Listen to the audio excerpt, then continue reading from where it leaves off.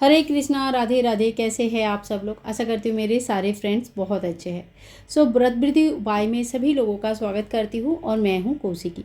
आज की वीडियो होने वाली है बहुत खास, क्योंकि आज हम बात करेंगे अधिक मास के बारे में।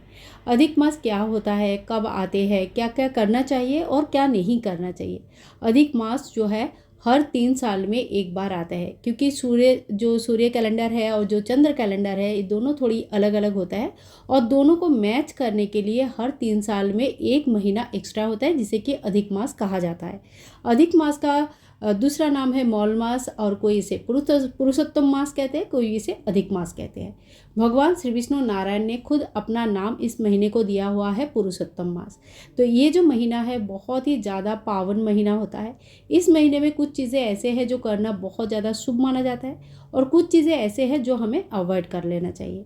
तो आज के वीडियो में हम जानेंगे संपूर्ण विधि जो कि अधिक मास से रिलेटेड है। कब से शुरू है, उद्यापन हमें करना चाहिए या नहीं करना चाहिए, नया व्रत शुरू करें या ना करें, अधिक मास का सुबह से शाम तक दिनचर्या किस तरह का होना चाहिए। तो चलिए शुरू करती हूँ आज का वीडियो। 2026 में अधिक मास 17 मई 2026 से लेकर 15 जून 2026 तक रहेगी। 2 महीने का जेठ के महीना रहेगा, और के महीने की जो बीचों बीच टाइम आएगा, ऐसा नहीं कि पहला 1 महीना अधिक मास होता है या दूसरा 1 महीना अधिक मास होता है, ऐसा नहीं होता है। जो शुक्ल पक्ष की प्रतिपदा होता है उस दिन से अधिक मास शुरू होती है। तो इसी नियम के हिसाब से हमें 17 मई 2026 से अधिक मास शुरू होगा और 15 जून 2026 तक रहेगी।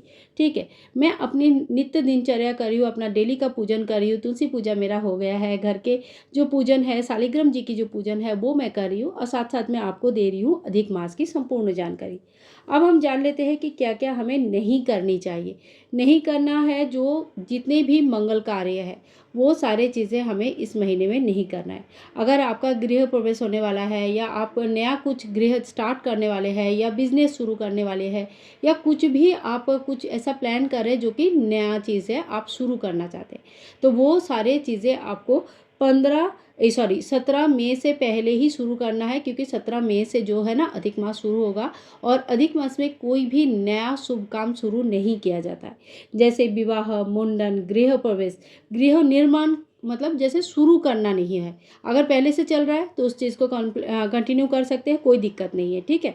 चीज़ों को समझते हुए हम चलेंगे। कोई भी चीज़ जो शुरू हो चुका है उसको कंटिन्यू करने में कोई भी दिक्कत नहीं है, चाहे वो व्रत त्यौहार हो, चाहे वो आपका कोई गृह निर्माण के काम है, या बिजनेस के काम है, या घर में घर के रिनोवेशन के काम है।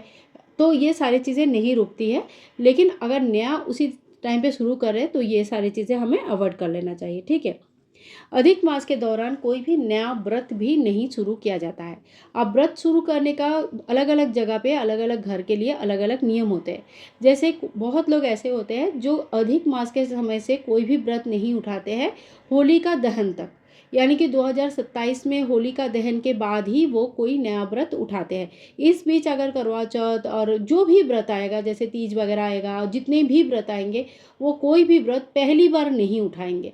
जो पहले से उठा के आ रहे हैं, उठा लिया है, वो कंटिन्यू करेंगे। जो नहीं करते थे अब तक, वो नहीं उठाते हैं। ठीक है। और बहुत जगह पे ये नियम होता है कि आप जैसे अधिक मास समाप्त हो जाता है, और ये 15 जून का ये डेट है, तो 15 जून के बाद बहुत लोग जो है ना नया व्रत उठा लेते हैं। जैसे सावन के महीने में बहुत सारा व्रत उठता है, तो इस समय लोग व्रत उठा लेते हैं। तो आप अपने घर के बड़े बुजुर्ग से बात कर लीजिए, अपने घर के, अपने गांव का नियम जान लीजिए, और इसके बाद जो है ना आप अपना व्रत त्यौहार जो जो भी शुरू करना चाहते हैं वो शुरू कर सकते हैं। ठीक है। दोनों नियम मैंने बता दिया है, अपने अपने घर के परंपरा के हिसाब से ये नियम फॉलो होता है। ठीक है ना। इसके बाद देखिए, कोई भी उद्यापन भी इस समय नहीं किया जाता है। तो इस बीच में जो अधिक मास चल रहा है, ये जो 1 महीने का टाइम है, कोई भी व्रत का अगर आपका उद्यापन है तो उस टाइम के लिए आप रुक जाइए, और उद्यापन हम चाहे तो बाद में भी कर सकते हैं। तो जैसे ये अधिक मास का समय कंप्लीट हो जाएगा, उसके बाद आप उद्यापन कर सकते हैं, कोई दिक्कत नहीं है। ठीक है। अब हम आते हैं कि क्या क्या हमें करना चाहिए। ये तो हमारी होगी क्या क्या हमें अवॉइड करना चाहिए, नहीं करना चाहिए। ठीक है। तो क्या क्या करना चाहिए इसमें देखिए, सबसे पहले तो कोई भी जो भगवान श्री विष्णु नारायण के जैसे बैसाख की महीना, माघ के महीना, कार्तिक के महीने, ये सारे महीने जो भी पावन महीने होते हैं, हम सभी को पता है कि पहला नियम जो होता है ब्रह्म मुहूर्त में उठ जाना, यानी कि सूर्योदय से पहले हमें उठना चाहिए और स्नान आदि करना चाहिए। स्नान का नियम आप ले सकते हैं क्योंकि ये टाइम भी ऐसा होता है कि आराम से स्नान किया जा सकता है, बहुत ठंडा गर्म कुछ नहीं रहते हैं। तो इस टाइम पे गर्मी के ही टाइम चल रहा होता है, तो जेठ महीने में बहुत ज़्यादा गर्मी होती है बेसिकली, तो सुबह सुबह आप आराम से स्नान कर सकते हैं। ठीक है। और यहाँ पे मैं आज जो है ना अपने लाडो वासु का जो ड्रेसेस है बिल्कुल मिक्स हो चुका है, तो ये सारे ड्रेसेस मैं एक बार फिर से इसको ठीक करके रखती हूँ। और अक्सर मेरा वीकेंड में यही काम रहता है कि मैं इनके जो जितनी भी ड्रेसेस है हफ्ते भर में पहनाती हूँ, वो सारे ड्रेसेस को दोबारा एक बार ठीक करके दोबारा एक बार अरेंज कर लेती हूँ। तो इस तरह से आप भी ठाकुर जी के ड्रेसेस वगैरह हफ्ते में एक दिन अरेंज कर लीजिए। आप चाहे तो बहुत ज़्यादा ड्रेस है तो चेंज करके भी पहना सकते हैं।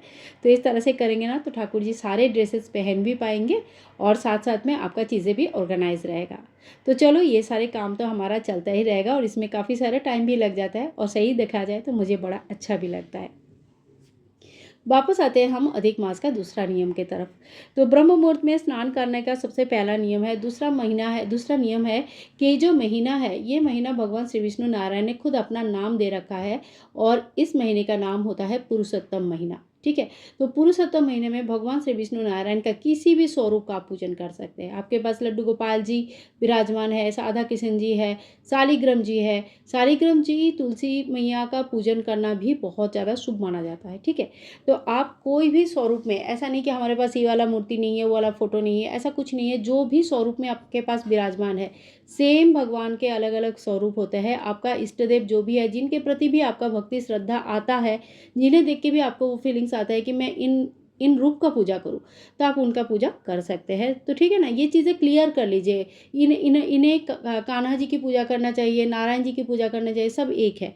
तो आपको जो रूप पसंद है, आप जो रूप में वो आपके पास आते हैं, आप उन्हीं रूप को पूजा करें। ठीक है।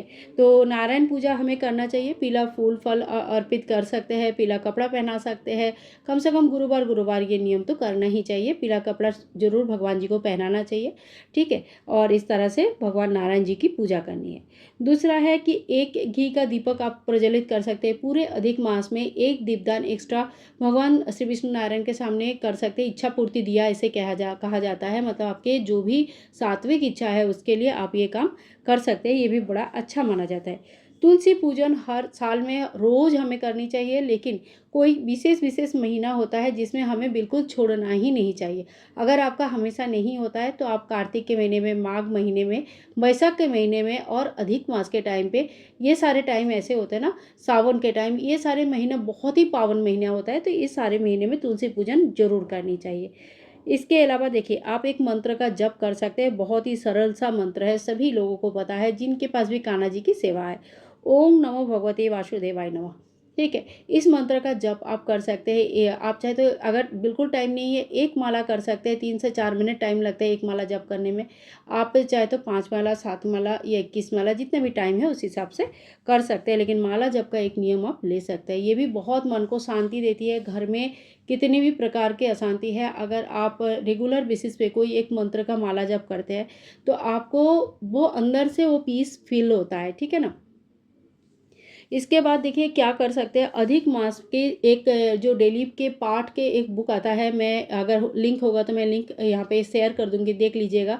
अमेज़न में मिलता है और आप चाहे तो अपने लोकल मार्केट में जो बुक स्टोर होता है, पूजा पाठ रिलेटेड जो बुक्स होते हैं उसमें आपको मिल जाएगा। अधिक मास या पुरुषोत्तम मास के कथा करके आता है, तो आप हर दिन एक एक अध्याय पढ़ सकते हैं। तो ये भी बड़ा अच्छा होता है। नहीं पढ़ पाते तो कहीं से सुन सकते हैं।